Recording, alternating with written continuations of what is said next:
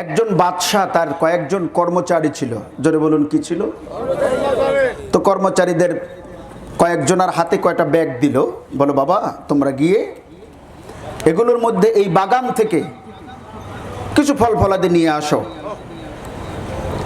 এখন ব্যাগটা হাতে পেয়ে তোমরা এই ব্যাগটা ভরে, এই বাগান থেকে ফল ফলাদি আছে, তোমরা এই ব্যাগটা ভরে আনো। মকসুদ হলো ব্যাগ ভরা, ব্যাগটা ভরে নিয়ে আসো। তো কয়েকজন গেল সেখানে ব্যাগ নিয়া, কি নিয়া? এখন বলে মালিকে বলছে ব্যাগ ভরে নিতে, ভরে নিলে তৈছে তো খ্যার কুটা যা পাইছে এগুলো নিয়ে তাড়াতাড়ি ভইরা মালিকের দ্বারে হাজির। আর একজনে কয় না, মালিকে ব্যাগ ভরে নিতে বলছে, আমি এই বাগানের সবচেয়ে ভালো ভালো দামি দামি যেই খানাগুলো আছে, ফল ফ্রুটগুলো আছে, এগুলো নিয়ে যাব। তো উনি এ বাগান থেকে খুঁজে খুঁজে ভালো ভালো ফল, সুন্দর ফল, মিষ্টি ফল, দামি ফল যেগুলো, এগুলো ভরে তারপরে মালিকের কাছে নিয়ে গেল। মালিকের কাছে নিয়ে যাওয়ার পরে মালিক বলে, বাবা আসলে ফলগুলো আমি খাবো না, এটা তোমার জন্যই, আজকের থেকে 1 সপ্তাহের খাবার এখানে তোমার জন্য, তুমি ব্যাগের মধ্যে যা এনেছো এগুলো তুমি খাও। এখন যিনি ভালো ভালো ফল সংগ্রহ করেছে উনি তো মহা খুশি, কারণ এগুলো 1 সপ্তাহ ওনার চলে যাবে। আপেল খাবে, কমলা খাবে, আঙ্গুর খাবে, বেদানা খাবে, ওনার তো ভালোভাবেই চলে যাবে। আর যিনি খ্যার খুঁটো দিয়া ব্যাগটা ভরে নিয়েছে উনি তো আফসোস করা ছাড়া আর কোনো উপায় নাই। এগুলো না খেয়ে ওনার শরীর, খেলে ওনার শরীর না ভালো থাকবে, না এগুলো খেয়ে উনি জীবিকা নির্বাহ, জীবনটা বাঁচাতে পারবে। ঠিক এমনি ভাবে আমার নবী বললেন, আদ-দুনিয়া মাজরাতুল আখিরা, দুনিয়াটা হলো আখিরাতের শস্যক্ষেত্র, এখানে তুমি যা করবা ওই আমলের গাঁটটিগুলো নিয়ে তুমি রবের সামনে হাজির হবে। সুতরাং তুমি যদি ইবাদত না করো আমার রবের কিচ্ছু হবে না। মনে রাখবা, ইবাদত যত বেশি আপনি করতে পারবেন তত লাভবান আপনি হবেন, আর ইবাদত থেকে যত আপনি পিছিয়ে যাবেন এত আপনার ক্ষতি হবে। কারণ নিঃশ্বাসের কোনো বিশ্বাস আছে নাই, যখন তখন আপনি চলে যেতে পারেন, আমি চলে যেতে পারি। আমি আপনাকে বলছি, আমি মাইজপাড়া কেন্দ্রীয় জামে মসজিদে আমার মসজিদ কমিটির একজন সদস্য নুরুল হুদা জুজু। আপনারা ফেসবুক চালালে হয়তো অনেকে দেখে থাকবেন যে ওনার এই ছেলেটার বয়স হলো সর্বোচ্চ 38 থেকে 40 বছর। এত ভদ্র ছেলে ছিল, এত সুন্দর আচরণ ছিল ওর, এলাকার মানুষ ওর উপরে এত খুশি। মসজিদ কমিটির একজন সদস্য ছিল। এরকম দুপুরের সময় এক বালতি পানি আনার জন্য গেছে, ওনার হাতটা ব্যথা করে। তো ওনার ভাতিজাকে বলছে, বাবা আমার হাতটা ব্যথা করতেছে, আমি বালতিটা জাগাতে পারছি না, আমাকে একটু নিয়ে যেত। ঘরের মধ্যে নিয়ে গেছে, মাথা ঘুরতেছে, শোয়াইছে। শোয়ানোর পরে দেখতেছে অবস্থা ভালো না, তাড়াতাড়ি করে শিশু হসপিটালে নিয়ে গিয়েছে। শিশু হসপিটালে নেওয়ার পরে দেখে ব্রেন স্ট্রোক করেছে। ওখানে আইসিইউ মধ্যে দিল। পরের দিন সকাল 8টার সময় গেল, শুক্রবার, আমাদের কাছে খবর এসেছে যে উনি আর দুনিয়ার মধ্যে নাই। ইন্না লিল্লাহি ওয়া ইন্না ইলাইহি রাজিউন। এজন্য বলছে, এই মিশে দুনিয়ায় তুমি থাকবে কতকাল? থাকা যাবে না, যে কোনো সময় চলে যেতে হবে। আসুন না আমরা আমাদের জীবনটা ইহদিনাস সিরাতাল মুস্তাকিমের পথে গঠন করি। আমার এই ক্ষুদ্র জীবনে কত মানুষকে দেখেছি, একসাথে বসেছি এভাবে সকালবেলা, এইখানেই সকালবেলা একসাথে নাস্তা খেয়েছি। লোকটা আমাকে বলল, নাম হলো জসিম, আমার মুসল্লি।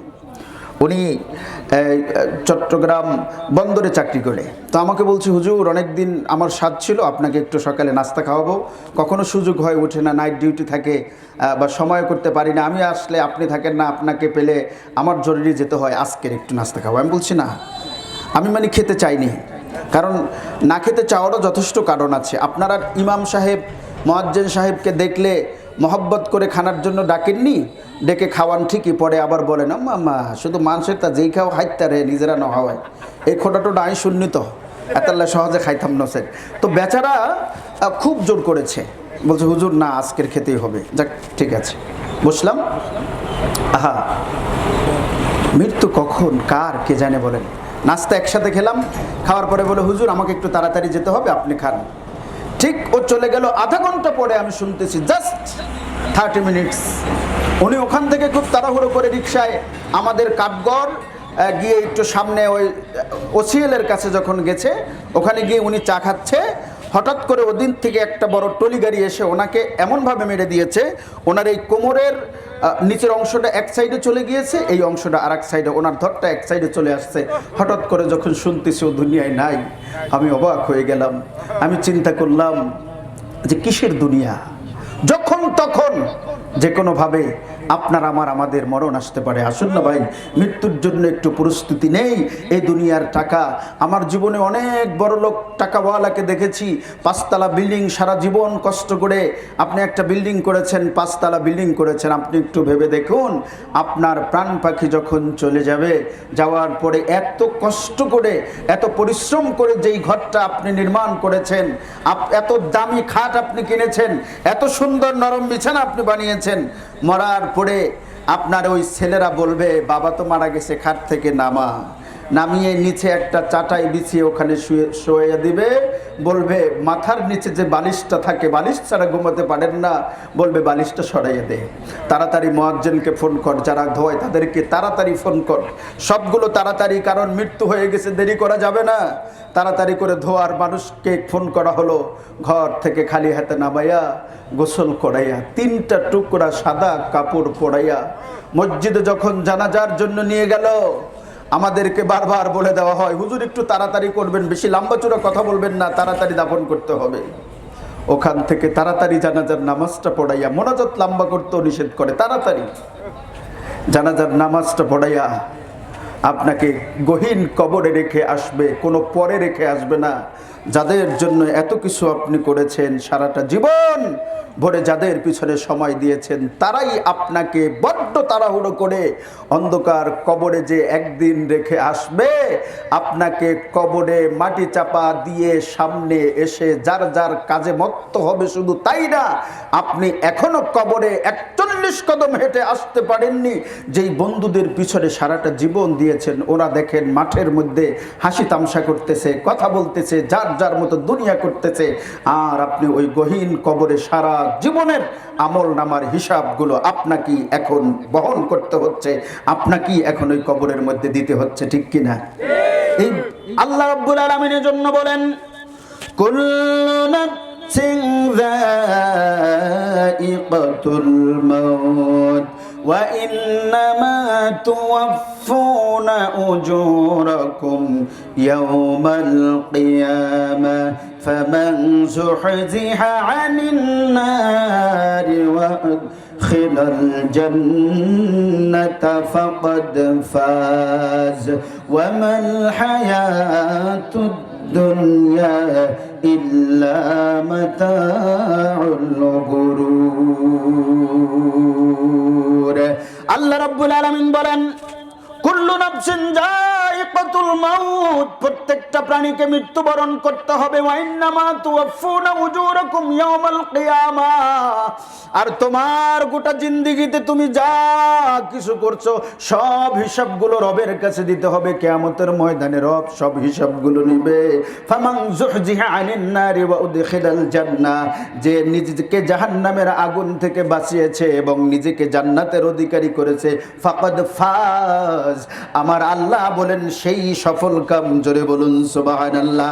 ওয়ামাল হায়াতুদ দুনিয়া ইল্লা মাতাউল গুরুর, আল্লাহ বলেন এই দুনিয়াটা ধোঁকার খেল তামাশা ছাড়া কিছু না। এই দুনিয়ার পিছনে আপনি আমি পড়ে গেলাম, আর আল্লাহকে যারা রাজি করেছে, খুশি করেছে, খাজা মাইনুদ্দিন চিশতি, আপনি আমি 5 ওয়াক্ত নামাজ পড়তে পারি না, আর আল্লাহর ওলিরা, আল্লাহর বন্ধু যারা হয়, তারা কয় ওয়াক্ত নামাজ পড়ে? 8 ওয়াক্ত।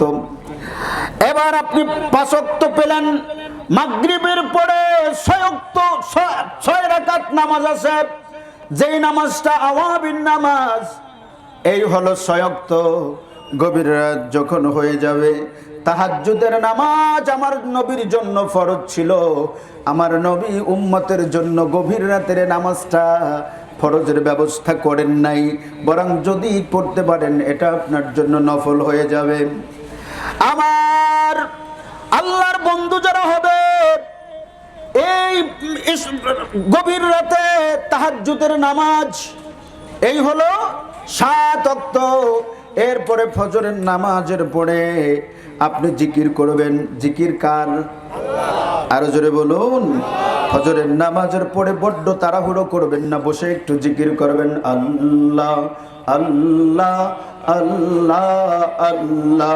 চোখ দুটো বন্ধ করে আল্লাহকে স্মরণ করে, আল্লাহকে ধ্যান করে, রব কত গুনাহ জীবনে করলাম, আমার মতো গুনাহগার হয়তো জমিনের উপরে আসমানের নিচে আর নাই। রব তুমি ছাড়া মাফ করার আর কেউ নাই। আমার জীবনের গোপন ভেদ, আমার জীবনের গোপন গুনাহগুলো কেউ জানে না, তুমি আল্লাহ সব জানো।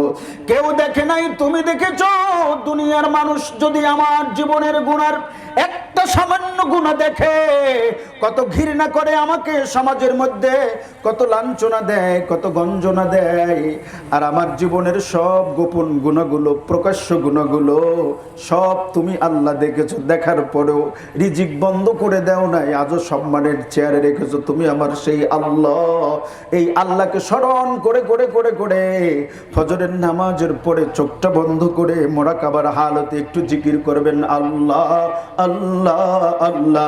জিকির করার পরে সূর্য যখন উঠে যাবে, সূর্য ওঠার পরে 4 রাকাত নামাজ আছে, এই নামাজটা হলো ইশরাক। জোরে বলুন কি? ইশরাক।